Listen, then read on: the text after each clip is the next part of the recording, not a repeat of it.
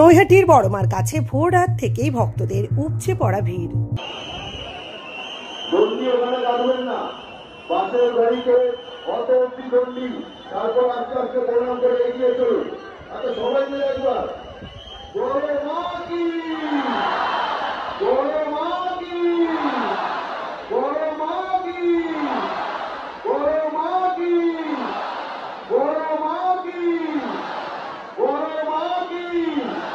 সমাজসেবী ভবেশ চক্রবর্তীর বড়কালী থেকে আজকের বড়মা, এই বড়মার হাত ধরেই বদলে গিয়েছে নৈহাটির কালীপুজো।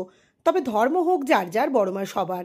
শতাব্দী প্রাচীন বড়মার এই মূলমন্ত্র আজ দেশের গণ্ডি ছাড়িয়ে বিদেশের মাটিতে পাড়ি দিয়েছে। এবার 102 বছরে পা দিল নৈহাটির অরবিন্দ রোডের ঐতিহ্যবাহী বড়মার পুজো। কালী পুজোর দিন অর্থাৎ সোমবার ভোর থেকেই নৈহাটির অরবিন্দ রোডের বড়মার কাছে ভক্তদের ঢল নেমেছে।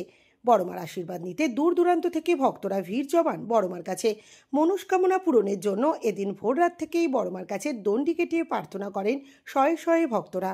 ঠিক রাত 12টায় হবে বড়মার মূল পুজো। যদিও কালী পুজো উপলক্ষে আগামী 25শে অক্টোবর পর্যন্ত বন্ধ থাকবে বড়মার মন্দির।